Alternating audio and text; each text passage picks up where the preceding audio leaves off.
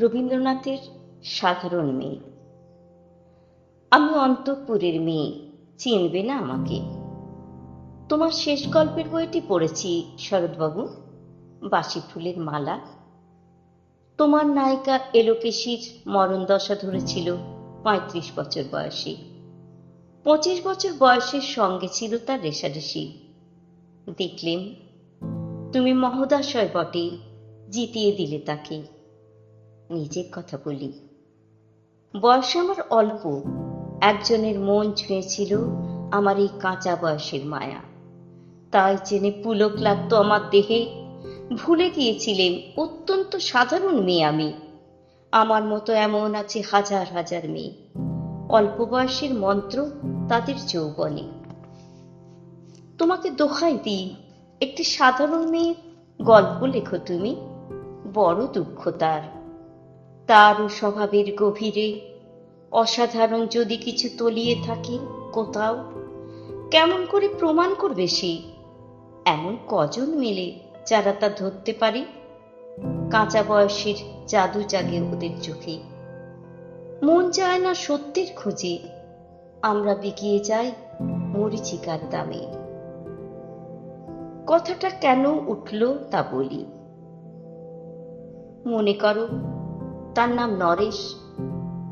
সে বলেছিল কেউ তার চোখে পড়েনি আমার মতো।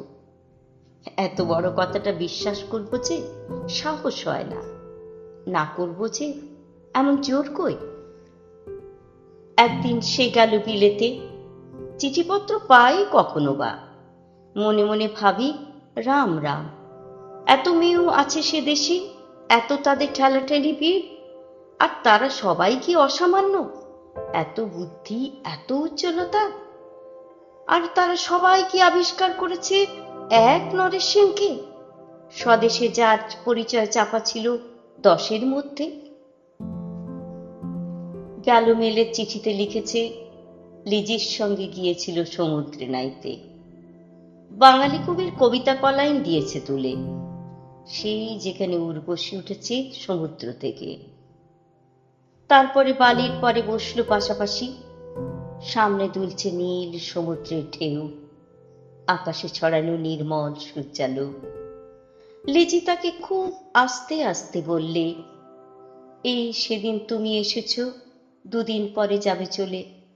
ঝিনুকের 2টি খোলা, মাঝখানটুকু ভরা থাক একটি নীরের অশ্রুবিন্দু দিয়ে। দুর্লভ, মূল্যহীন। কথা বলবার কি অসামান্য ভঙ্গি। সেই সঙ্গে নরেশ লিখেছে, কথাগুলি যদি বানানো হয় দোষ কি, কিন্তু চমৎকার। হিরে বসানো সোনার ফুল কি সত্য? তবুও কি সত্য না?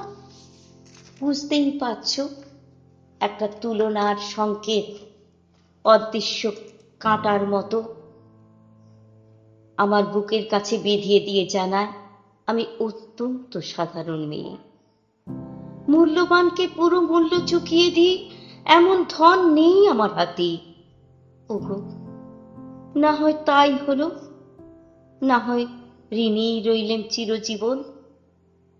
পায়ে পড়ি তোমার, একটা গল্প লেখো তুমি শরৎবাবু, নিতান্ত সাধারণ মেয়ের গল্প।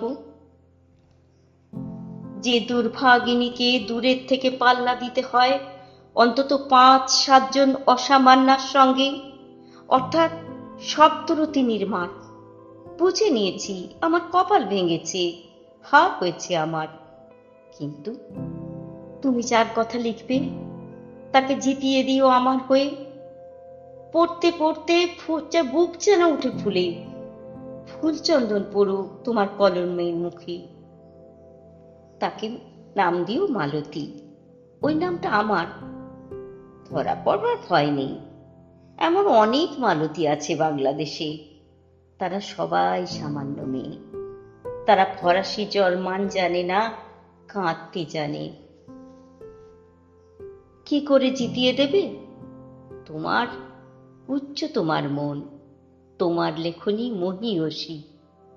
তুমি হয়তো ওকে নিয়ে যাবে ত্যাগের পথে, দুঃখের চরমে শকুন্তলার মতো।